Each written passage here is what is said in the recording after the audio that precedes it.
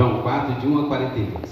Quando, pois, o Senhor veio a saber que os fariseus tinham ouvido dizer que ele, Jesus, fazia e batizava mais discípulos que João, se bem que Jesus mesmo não batizava, e sim os seus discípulos, deixou a Judéia, retirando-se outra vez para a Galiléia. Vamos ler juntos o versículo 4. E era-lhe necessário atravessar a província de Samaria. Chegou, pois, a uma cidade samaritana, chamada Sicar, perto das terras que Jacó dera a seu filho José. Estava ali a fonte de Jacó. Cansado da viagem, assentara-se Jesus junto à fonte por volta da hora sexta. Vamos ler juntos. Nisto veio uma mulher samaritana tirar água. Disse-lhe Jesus: dá-me de beber. Pois seus discípulos tinham ido à cidade para comprar alimentos. Então lhe disse a mulher samaritana: como sendo tu judeu, pedes de beber a mim, que sou mulher samaritana? Porque os judeus não se dão com os samaritanos. Replicou-lhe Jesus: se conheceras o dom de Deus, e quem é o que te pede, dá-me de beber, tu lhe pedirias e ele te daria água viva. Respondeu-lhe ela: Senhor, tu não tens com quem atirar, e o poço é fundo, onde, pois, tens a água viva? És tu, porventura, maior do que Jacó, o nosso pai, que nos deu o poço do qual ele mesmo bebeu, e bem assim seus filhos e seu gado? Afirmou-lhe Jesus: quem beber desta água tornará a ter sede. Vamos ler o 14 juntos? Aquele, porém, que beber da água que eu lhe der, nunca mais terá sede. Pelo contrário, a água que eu lhe der será nele uma fonte a jorrar para a vida eterna. Disse-lhe a mulher: Senhor, dá-me dessa água para que eu não mais tenha sede, nem precise vir aqui buscá-la. Disse-lhe Jesus: vai, chama teu marido e vem cá. Ao que lhe respondeu a mulher: não tenho marido. Replicou-lhe Jesus: bem disseste, não tenho marido, porque 5 maridos já tiveste, e este que agora tens não é teu marido, e isto disseste com verdade. Senhor, disse-lhe a mulher, vejo que tu és profeta. Nossos pais adoravam neste monte, vós, entretanto, dizeis que em Jerusalém é o lugar onde se deve adorar. Disse-lhe Jesus: mulher, podes crer-me que a hora vem, quando nem neste monte, nem em Jerusalém adorareis o Pai. Vós adorais o que não conheceis, nós adoramos o que conhecemos, porque a salvação vem dos judeus. Vamos ler juntos 23 e 24? Mas vem a hora, e já chegou, em que os verdadeiros adoradores adorarão o Pai em espírito e em verdade, porque são estes que o Pai procura para seus adoradores. Deus é espírito, e importa que os seus adoradores o adorem em espírito e em verdade. Eu sei, respondeu a mulher, que há de vir o Messias, chamado Cristo. Quando ele vier, nos anunciará todas as coisas. Disse-lhe Jesus: eu o sou, eu que falo contigo. Neste ponto chegaram os seus discípulos e se admiraram de que estivesse falando com uma mulher. Todavia nenhum lhe disse: que perguntas? Ou por que falas com ela?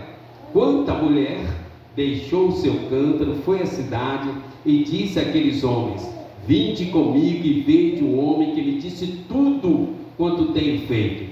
Será este porventura o Cristo? Saíram, pois, da cidade e vieram ter com ele. Neste ínterim os discípulos rogavam, dizendo: mestre, come. Mas ele lhes disse: uma comida tenho para comer que vós não conheceis. Diziam então os discípulos aos outros: ter-lhe-ia porventura alguém trazido o que comer?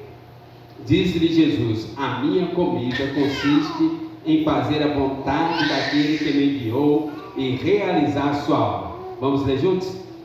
Não dizeis vós que ainda há 4 meses até a ceifa? Eu, porém, vos digo: erguei os olhos e vedes os campos, pois já branquejam para a ceifa. O ceifeiro recebe desde já a recompensa e em tesouro o seu fruto para a vida eterna. E dessa arte se alegram tanto o semeador como o ceifeiro. Pois no caso é verdadeiro ditado: um é o semeador e outro é o ceifeiro. Eu vos enviei para ceifar o que não semeastes. Outros trabalharam e vós entrastes no seu trabalho. Vamos ler o 39 juntos? Muitos samaritanos daquela cidade creram nele, em virtude do testemunho da mulher que anunciara. Ele me disse tudo quanto tenho feito. Vindo, pois, os samaritanos ter com Jesus, pediam-lhe que permanecesse com eles. E ficou ali 2 dias. Muitos outros creram nele, por causa da sua palavra. E diziam à mulher: já agora não é pelo que disseste que nós cremos, mas porque nós mesmos temos ouvido e sabemos que este é verdadeiramente o Salvador do mundo. Amém. Edmilson, faz uma oração para nós pela mensagem. Senhor Deus e Pai, te agradecemos, Deus, amém, essa oportunidade de estar novamente louvando o Senhor. Somente o Senhor é digno de glória e de louvor, Pai. Senhor, nessa mensagem, o Senhor vem nos dar essa arma maravilhosa. amém, Deus. O Senhor tem, Pai, essa arma de Jó para a vida eterna. Amém. Damos graças por tudo, Pai, em nome de Jesus. Amém.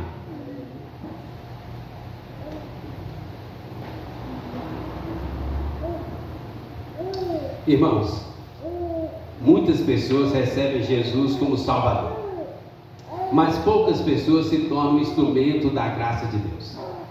A salvação é uma grande bênção de Deus, maravilhosa, incomparável com qualquer outra coisa aqui na terra. Mas a salvação é o primeiro passo da vida cristã. Entende? A vida cristã começa com a salvação, mas ainda tem todo um processo a ser desenvolvido. E o segundo passo é a gente entender e se tornar instrumento da graça de Deus. É muito bom receber a salvação, mas é uma grande honra, uma grande bênção, você ser usado para levar a graça de Deus a outras pessoas. Entende? Hoje pela manhã nós meditamos sobre André. André não se destacou no colégio apostólico como Paulo, como Pedro, Tiago, né? Foram grandes líderes, tem alguns pregações, escritos, né? André não escreveu a Bíblia, né? O cano da Bíblia. André não se tornou líder. André não fez uma obra grandiosa. André não fez nada de destaque. A maioria dos cristãos nunca ouviram falar de André. O que ele fez? Mas ele entendeu a dinâmica. Ele recebeu a graça e levou a graça para outras pessoas.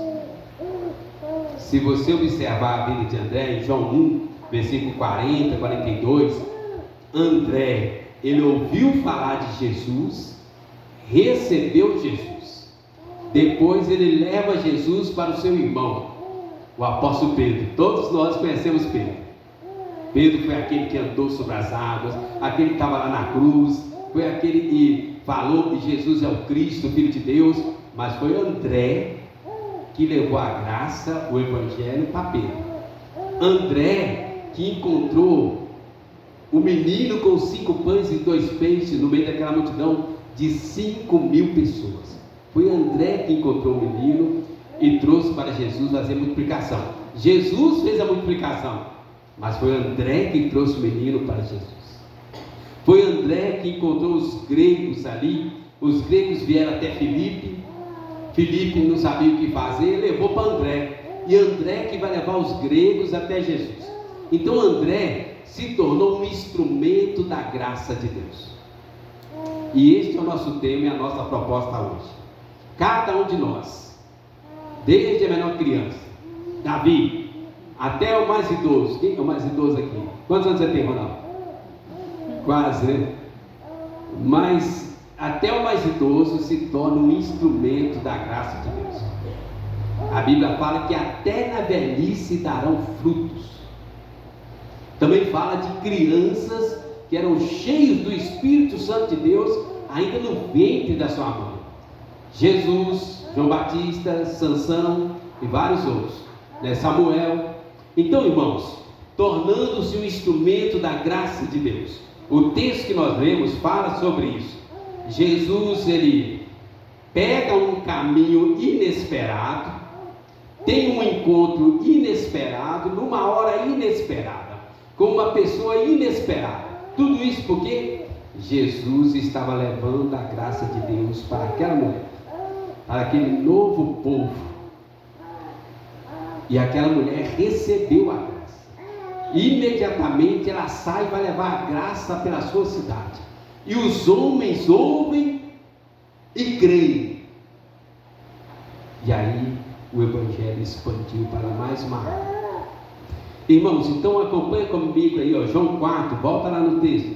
Primeiro versículo 4, versículo 7 aí, vai destacar uma coisa interessante. A graça de Deus não faz acepção de pessoas.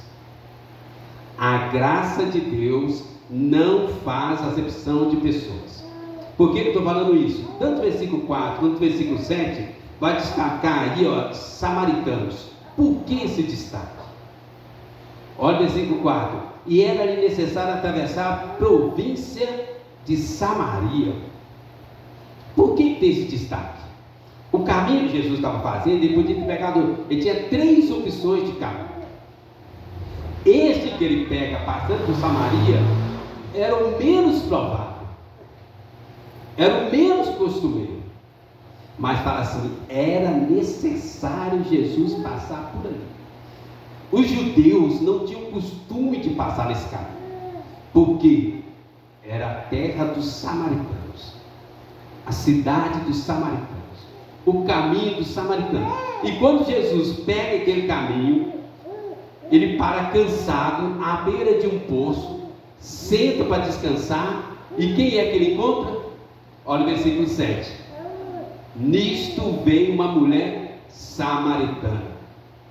É lógico, se ele estava numa cidade samaritana, no caminho dos samaritanos, é lógico que a probabilidade era ele encontrar com quem? Um judeu? Um grego? Um romano? Não, um samaritano.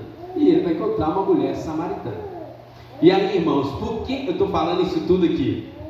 No texto vai falar aí, ó, os judeus não se davam, versículo 9, porque os judeus não se davam com os samaritanos. Os judeus tinham preconceitos. Eu vou falar mais daqui a pouco. Os judeus tinham barreiras, tinham impedimento. Os judeus não tinham relacionamento com os samaritanos. Mas Jesus quebra todas as barreiras e vai até a cidade do samaritano e tem encontro com uma mulher samaritana.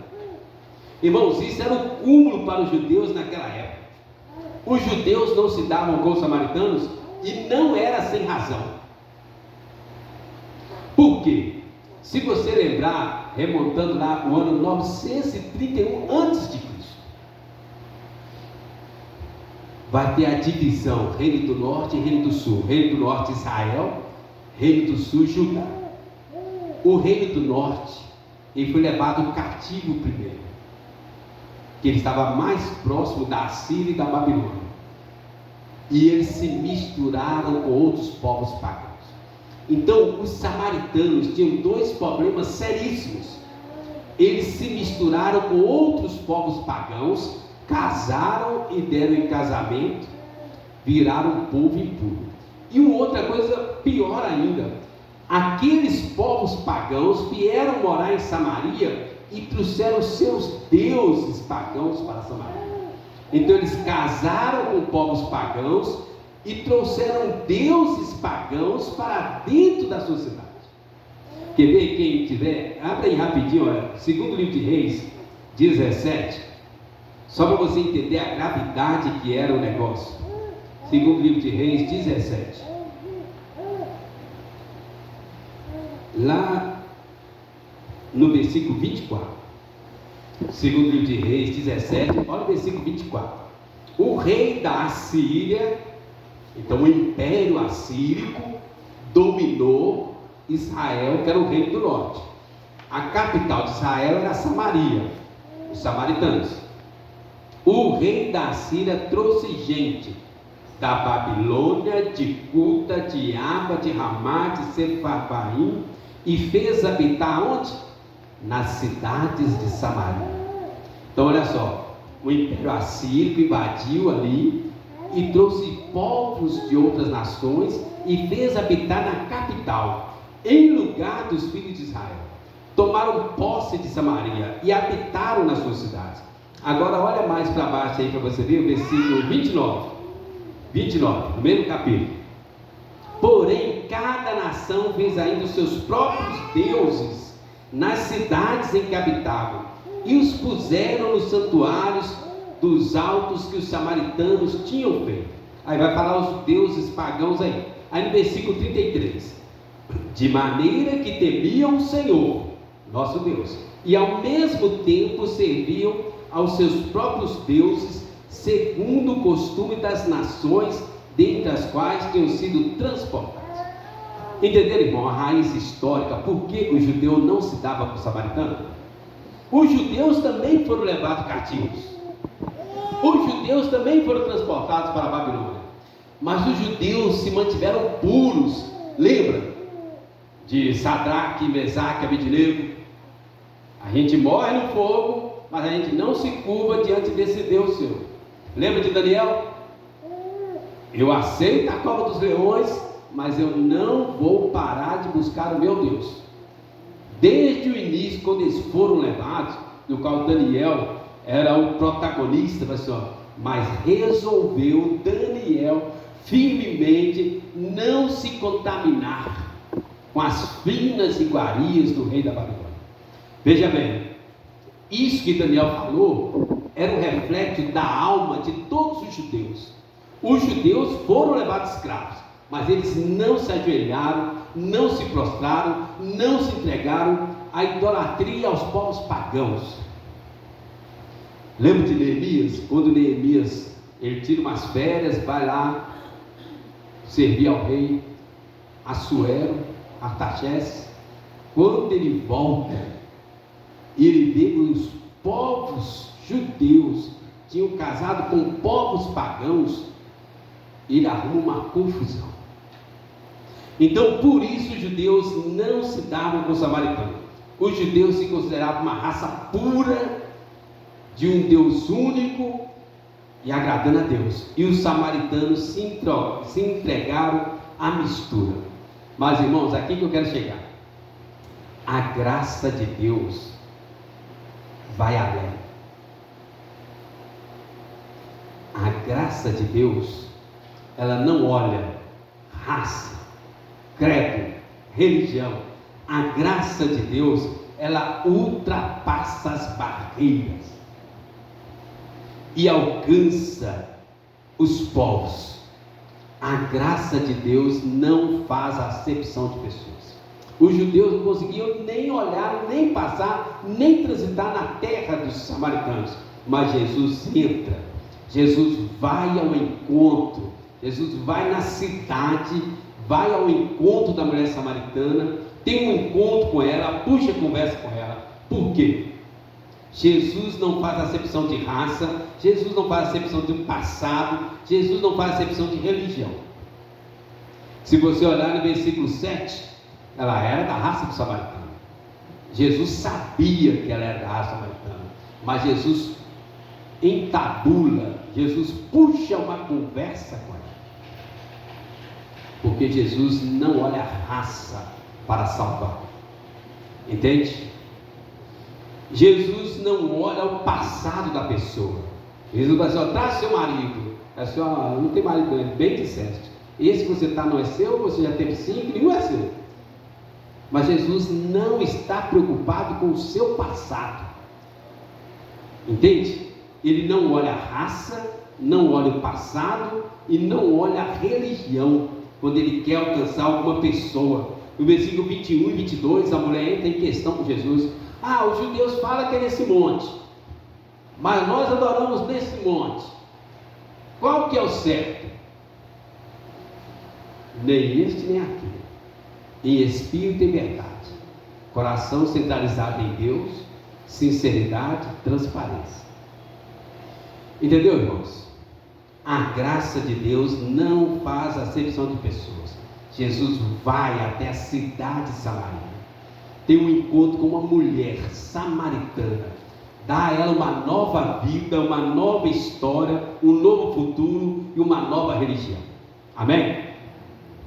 Uma nova vida, porque ela agora é da família de Deus. Efésios 2:19. Dá a ela um novo futuro, uma nova história. 2 Coríntios 5:17 fala: e assim, se alguém está em Cristo, é nova criatura. As coisas velhas passaram. E dá a ela também uma nova religião. Jesus é a própria religião. Ele mesmo diz: eu sou o caminho, a verdade e a vida. Ninguém vem ao Pai senão por mim. Jesus tem um encontro com aquela mulher totalmente improvável para os judeus. Jesus era judeu e faz uma nova história naquela vida. Um grande exemplo disso no Antigo Testamento é Raabe. Lembram de Raabe? Raabe era dona de uma casa de prostituições. Mas Raabe tem um encontro com o povo de Deus. E ela pede a eles para salvar ela e a família dela.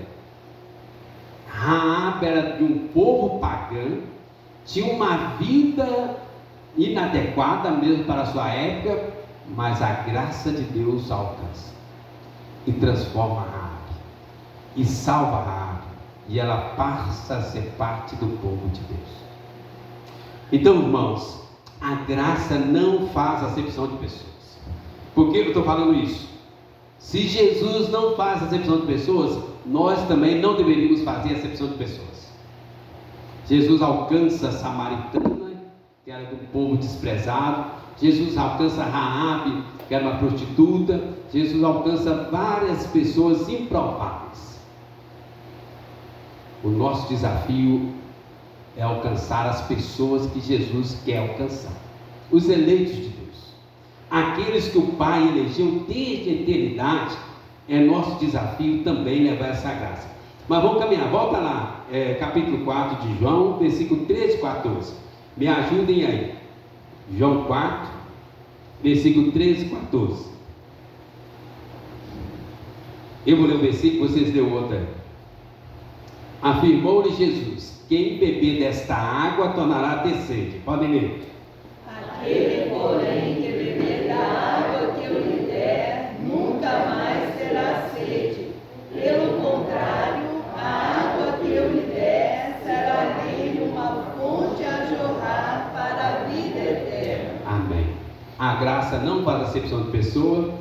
E em segundo lugar, a graça sacia a sede da alma. Amém. Irmãos, repara só uns detalhes do versículo 6 e do versículo 15.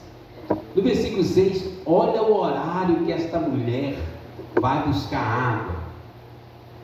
Estava ali a fonte de Jacó, cansado da viagem, assentada de Jesus junto à fonte por volta da hora sexta. Quantas horas é a hora sexta? Meio-dia. O judeu começa a contar as horas a partir de 6 horas da manhã. Então 6 mais 6, 12 horas, meio-dia. Ela parecia estar com muita sede. Olha o versículo 15. Disse-lhe a mulher: Senhor, dá-me essa água, para que eu não mais tenha sede, nem precise vir aqui buscá-la. Parecia que ela estava com muita sede, que ela foi ao meio-dia, no meio do deserto, buscar água. E quando Jesus começa a conversar com ela, ela fala: me dá dessa água, para eu não precisar voltar aqui para beber dessa água. Provavelmente ela tivesse alguma sede, mas ela foi ao meio-dia. Depois Jesus fala com ela sobre os homens que ela tinha, né? Logo no versículo 17, 18. E aí você entende que havia um outro problema por trás da sede. A sede dessa mulher não era apenas física, mas emocional, relacional. Ela já tinha passado na mão de 5 homens, 5 maridos que não era dela. Entende? 5 maridos que não era dela. Ela ela se entregou. A sede dessa mulher era uma sede mais profunda, emocional, espiritual, que a fazia entregar-se a outros homens.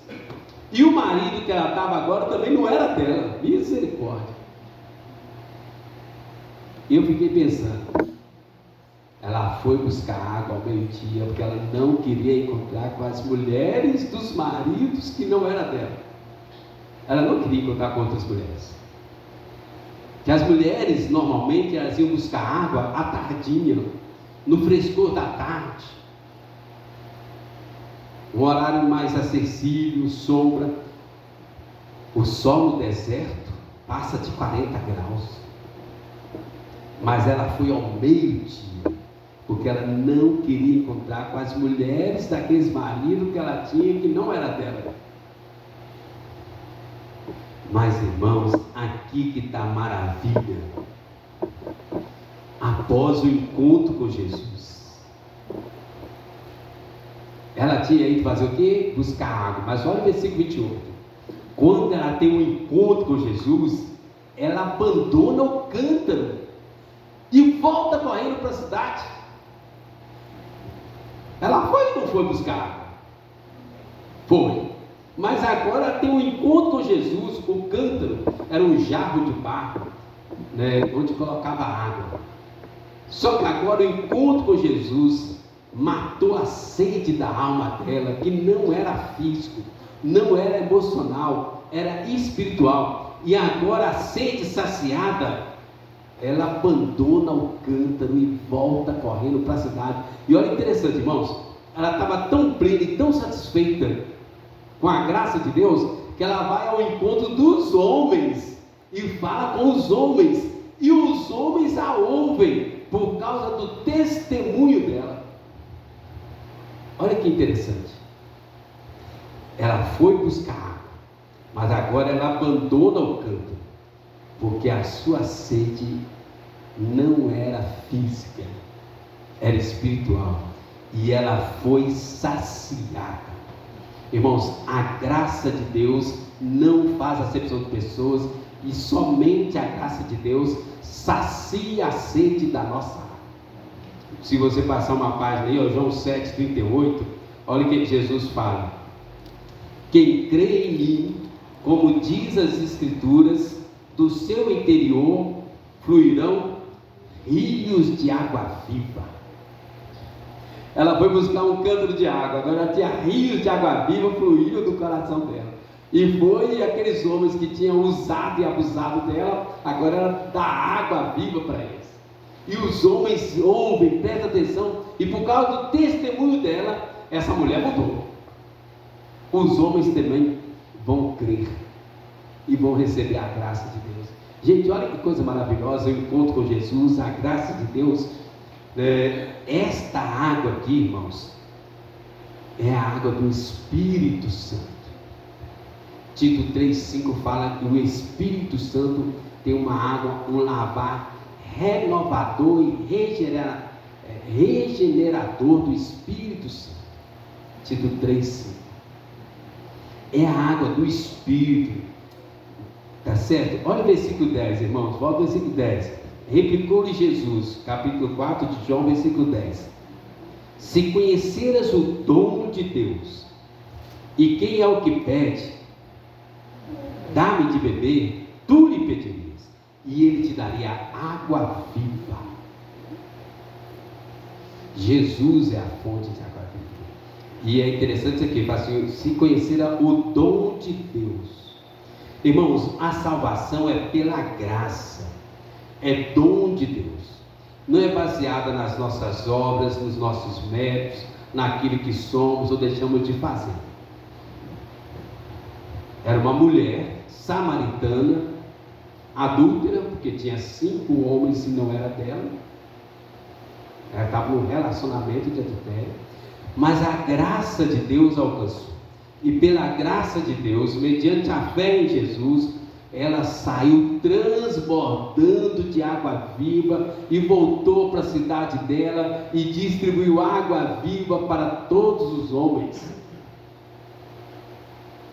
E os homens vieram correndo, espalhando aquela água, distribuindo água. Irmãos, a graça de Deus, somente a graça de Deus, sacia a sede da nossa alma. Lembra do filho pródigo? O filho pródigo estava insatisfeito, encantado com a terra distante. Aí ele pede ao pai dele: me dá a minha herança. Irmãos, herança a gente recebe é quando o pai morre, não é não? Mas ele pede a herança com o pai vivo. Um dia eu vi um pregador falando assim, é como se ele falasse assim: ó, o senhor está demorando muito a morrer, então me dá vivo mesmo. E o pai dá a herança para ele em vida, e ele vai para uma terra distante e gasta tudo do jeito que ele queria, sem o pai saber, dissolutamente, gasta tudo, aproveita tudo, faz tudo o que ele queria, até que vai parar no curral cuidando de porcos, e diz a Bíblia que aí ele caiu em si. As coisas deste mundo não satisfaz o vazio da nossa alma.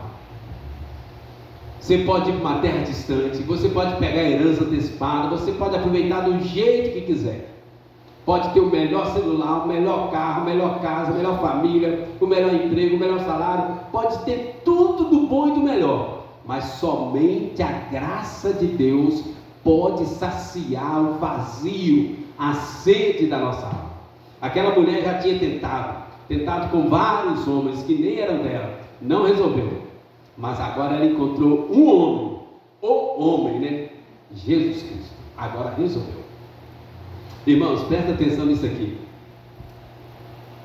Com Jesus, você pode não ter nada, mas a sua alma está saciada, satisfeita. Sem Jesus, você pode ter tudo, mas vai faltar um vazio na sua alma. Somente Jesus preenche o vazio da nossa alma. Amém? Então a graça de Deus não faz acepção de pessoa, a graça de Deus sacia a sede da nossa alma. Olha no versículo 35 aqui, irmãos, mais uma aqui, olha. O mundo está carente, necessitado, clamando pela graça de Deus. Olha o versículo 35, vamos ler juntos? Não dizeis vós que ainda há 4 meses até a ceifa? Eu, porém, vos digo: erguei os olhos, vedes os campos, pois já branquejam para sempre. Irmãos, o mundo está carente, necessitado, clamando pela graça de Deus. Clamando pela graça de Deus, porque já correram atrás de tudo, não resolveu. Não resolveu. Agora, irmãos, é importante a gente observar que às vezes a gente está igual aqui, né, os discípulos. Ainda tem um tempo para semear, tem um tempo para esperar. Não. Quando Jesus chega, Jesus completa o tempo. Jesus faz tudo de uma só vez. Com Jesus, o tempo chegou, a hora chegou, o dia chegou. 1 Coríntios 6:2 fala assim: hoje é o dia, hoje é o tempo sobremodo oportuno. Hoje, Jesus é o dono do tempo. Quando ele chega, o tempo se completa. Irmãos, queria só chamar a atenção aqui umas estatísticas missionárias, para você ver como os campos estão brancos, né? Branquejam para sempre. Eu estava assistindo uma live de um grupo chamado Perspectivas do Mundo Missionário. Eles falam assim: olha, 15% da população mundial sem religião nenhuma, tateando no escuro, mas não tem religião. Olha, 2 bilhões de pessoas são muçulmanos. 2 bilhões de pessoas no mundo são muçulmanos. O que é isso? Irmãos, as falsas religiões, as seitas, elas entram no vácuo deixado pelo cristianismo. Veja só, dentro de cada um de nós tem um vazio que somente a graça de Deus pode preencher. A pessoa que não tem essa graça, ela começa a procurar em qualquer lugar, e onde alguém oferece, ela pega. Se alguém prometer, ela pega. E assim as falsas religiões vão crescendo. Então olha, 15% da população mundial sem religião nenhuma. 2 bilhões de pessoas no mundo são muçulmanos. 729 milhões de pessoas estão em tribos. São tribais, povos tribais, na África, na Amazônia. 1 bilhão de pessoas são hindus, religião lá da Índia, né, da Ásia. 6,5% das pessoas do mundo são budistas. Irmãos, essas pessoas, algumas delas são sinceras, algumas delas estão com sede, mas infelizmente, tristemente, estão enganadas. No total no mundo, irmãos, são 7.000 povos não alcançados, 7.000 povos não alcançados pela graça de Deus. É muita gente que ainda não conheceram a graça de Deus. Se nós olharmos por outro lado, né, eles falam lá na live, lá na perspectiva, atualmente são catalogados bastaria 90 mil cristãos evangélicos para cada um povo não alcançado. Nós temos um percentual, 90 mil pessoas para cada um povo não alcançado. 90 mil cristãos para cada um povo não alcançado. Era para já ter completado essa obra, mas estamos aí, né? Irmãos, ergue os olhos, vede os campos, pois já branquejam para si. Alguém tem que ir, alguém tem que orar, alguém tem que contribuir, né? Se você olhar em Atos 13, uma igreja maravilhosa, os apóstolos, aí o Espírito Santo fala: chamai-me agora Barnabé e Saulo, para a obra que tem realizado, e manda eles para fora. Estava muito bom ali na igreja em Atos 13, mas havia uma obra para ser realizada fora da igreja. Entende? O mundo está necessitado, carente, clamando, corações vazios da graça de Deus. Vamos ao último ponto aqui. Tornando-se instrumentos da graça de Deus. Vai lá no versículo 39 aí, por favor, abra aí. João 4, versículo 39 ao 42. Abre aí sua Bíblia aí. Olha, a graça de Deus não faz acepção de pessoas. A graça de Deus é o único meio de saciar a sede da alma, e o mundo está clamando pela graça de Deus, necessitando, carente. Quarto ponto e último: tornando-se instrumentos da graça de Deus. Irmãos, era uma mulher samaritana, totalmente improvável. Eu vou ler o 39, vocês lêem o 40. Muitos samaritanos daquela cidade creram nele, em Jesus, em virtude do testemunho daquela mulher, que anunciara: ele me disse tudo quanto tenho feito. Podem ler.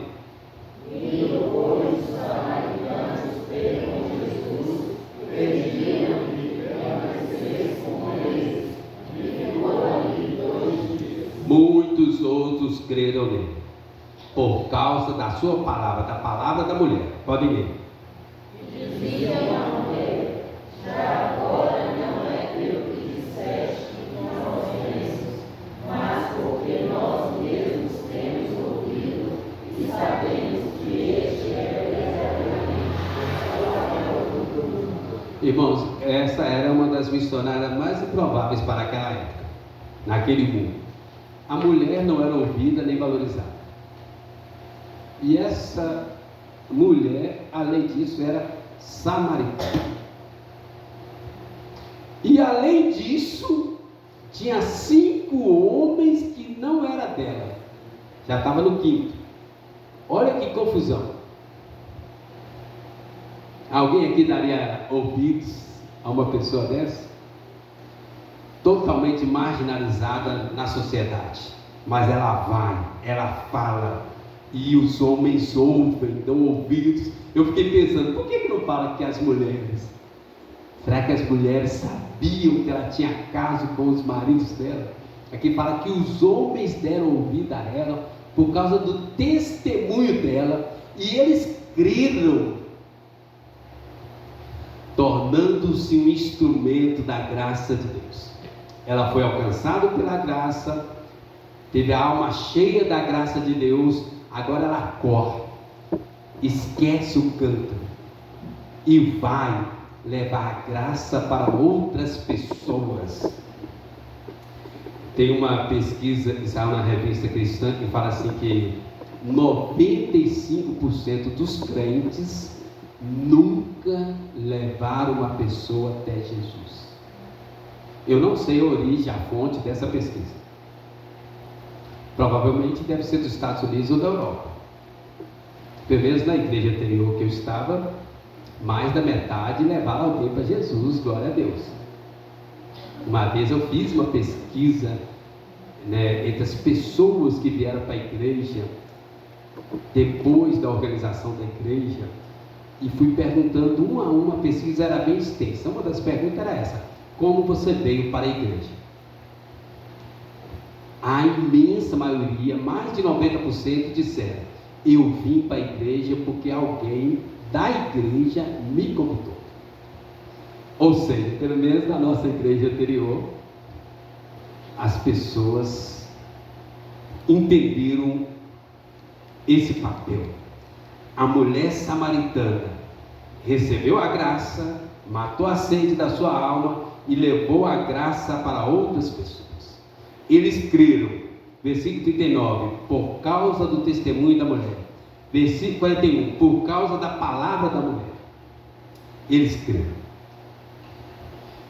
Quando Deus chama o apóstolo Paulo também, que era outro improvável, Deus fala assim: vai, Ananias, ora para que Paulo recupere as vistas, porque ele é um instrumento para levar a graça para outras pessoas. Irmãos, eu e você somos instrumentos da graça de Deus. Às vezes você pode achar que é um improvável como Paulo. Paulo, de perseguidor, torna-se um seguidor e um dos principais instrumentos da graça de Deus. Às vezes pode ser uma mulher como essa, mulher samaritana, adúltera, mas é ela que é o instrumento da graça de Deus para evangelizar os samaritanos, tornando-se um instrumento da graça de Deus. A fé salvadora não é apenas para nós.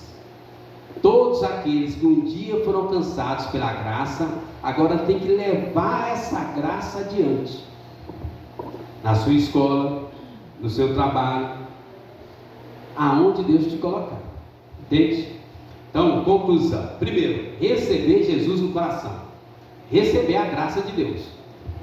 Só pode dar água quem tiver água. Água viva. Rios de água viva. Primeiro, receber Jesus no coração. Eu e você precisamos receber Jesus no coração. Amém? Segundo, levar Jesus para outras pessoas. Tornar-se um instrumento da graça. Um desafio para nós aí, convidar pessoas para vir ao culto. Adotar pessoas em oração e amizade, mesmo que não seja você que convidou. Receber Jesus, levar Jesus para outras pessoas, convidar pessoas para virem ao culto, ouvir falar de Jesus e adotar as pessoas em oração. Amém? Então, antes de orar, eu queria deixar um desafio com você aqui. Vamos orar, mas eu queria deixar um desafio com você aqui. Um desafio para você. Hoje pela manhã eu compartilhei com os irmãos aqui, André